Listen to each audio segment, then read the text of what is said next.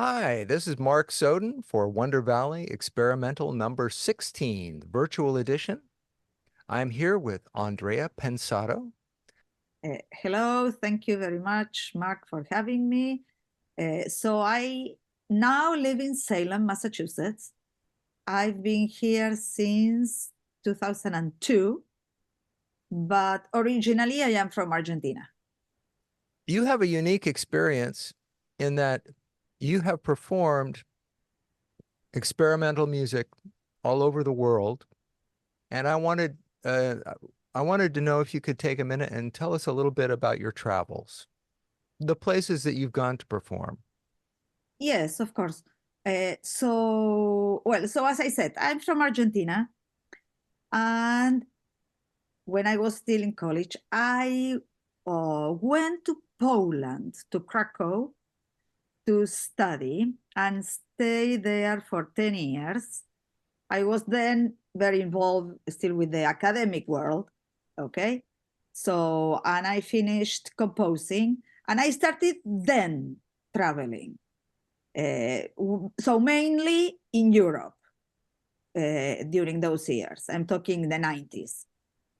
And then I went back to Argentina, where I also got involved with all the scene of experimental music in Buenos Aires, which was great. And then eventually I moved here and I got involved with all the experimental underground world here. And I've traveled a lot in the States, and also I had the chance to go to Europe like throughout the years and travel quite a lot. Uh, I did play in Istanbul, which was very nice, and Cyprus.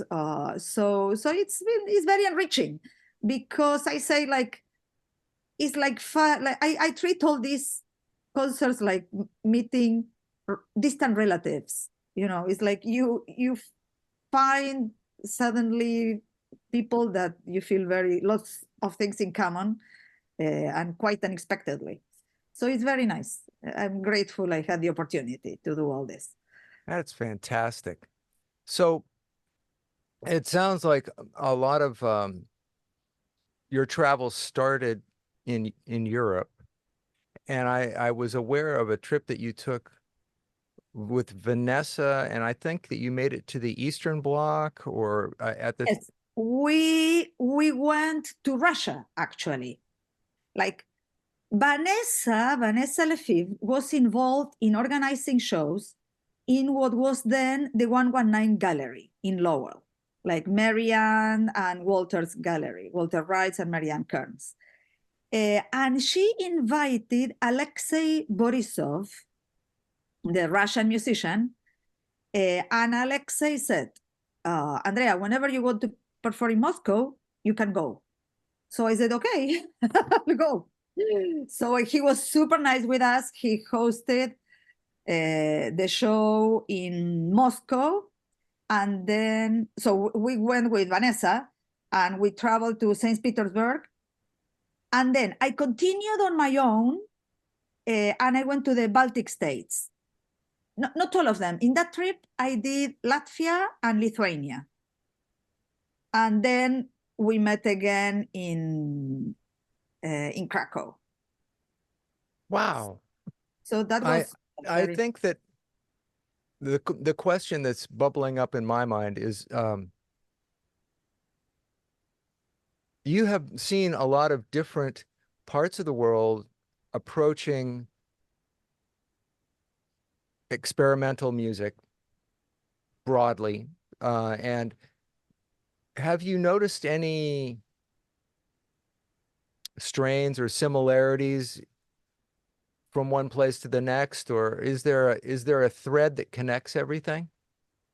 I think mostly I found similarities, because this is quite marginal music in all the places where I've been. So I would say that the human quality of the people you find is outstanding, because again, there is no money or very little money involved in all this.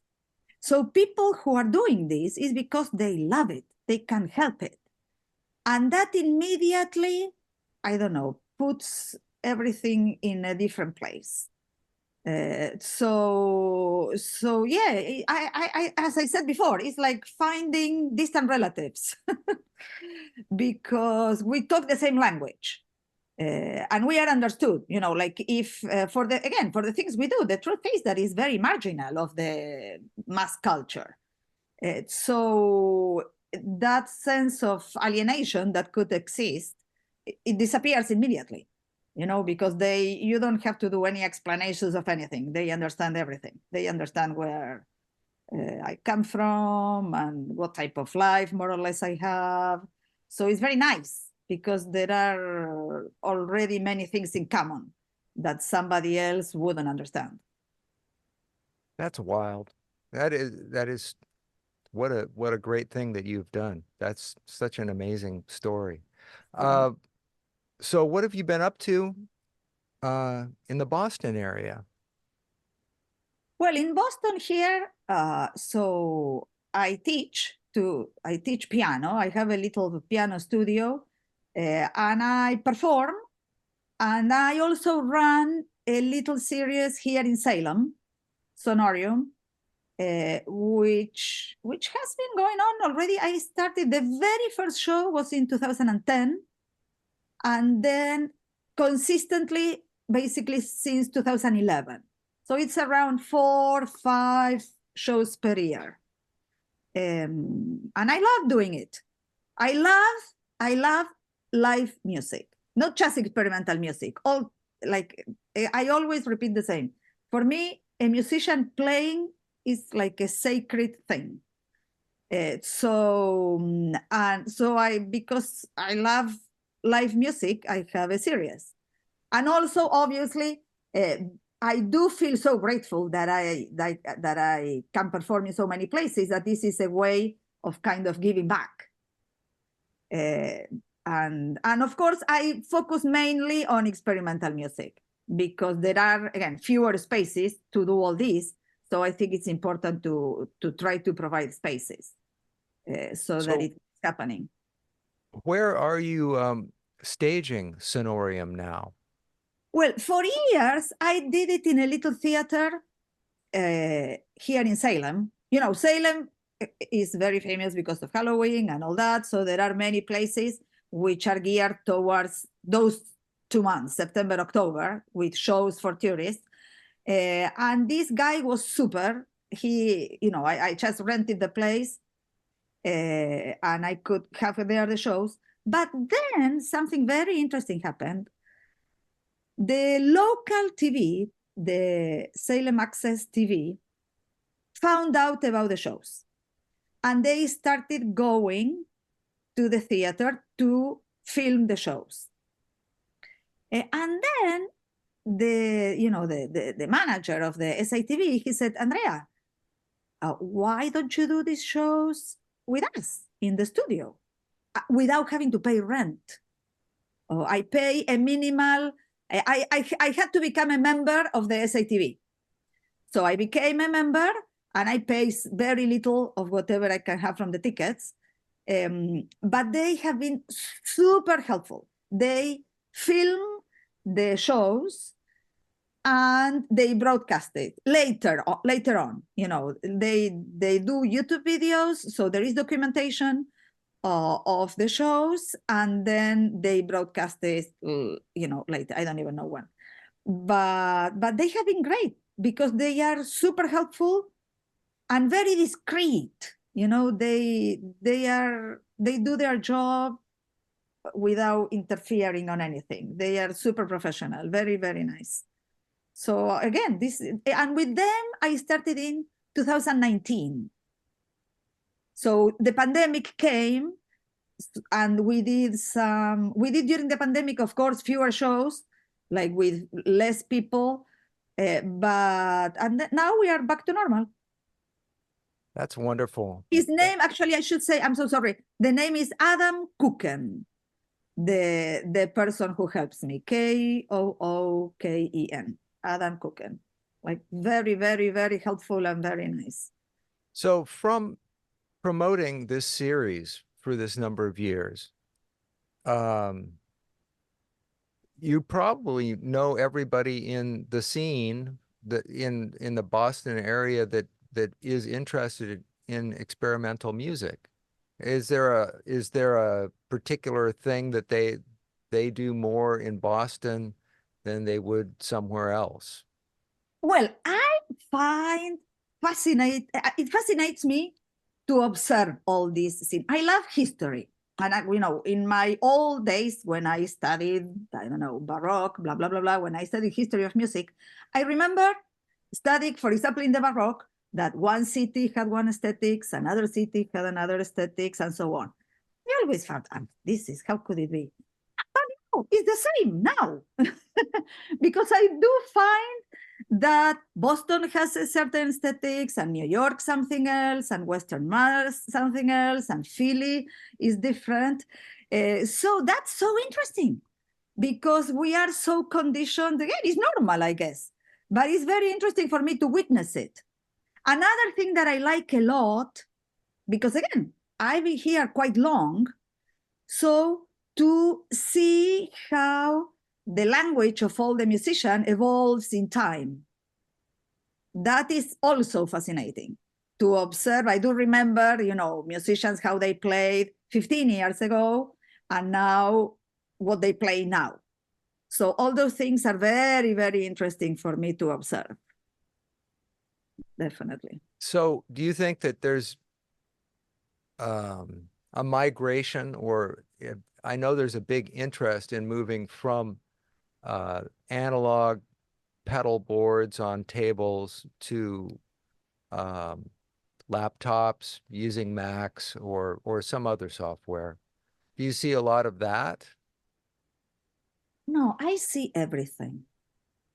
Yeah, I actually, it surprises me. I thought that people were going out from laptops, going to electric. I think that everybody does everything. I see people with laptops and people with analog gear and people mixing. Of what I can see, it seems to me that people are mixing more than before. Because I do see laptops in settings where there are lots of analog gear. So, which I guess before was less common. But I always think that even though I've been in this forever, that my knowledge is quite limited. Because there are so many things, it's just so rich that it's impossible, to really cover everything. I'm telling you from my perspective. Well, that's the perspective we want, is your perspective, because you've seen so much, and it's kind of interesting. I know that you use a lot of digital software based Well, material. myself, for example, I started digital, like solely digital. And then now I mix more. I have a little bit of analog gears, and I guess I am still predominantly digital. But I do include analog things with much pleasure, like to combine both worlds. Mm-hmm. I pass the computer through the scenes or the opposite, but more the computer through the scenes. Interesting. Okay. Wow.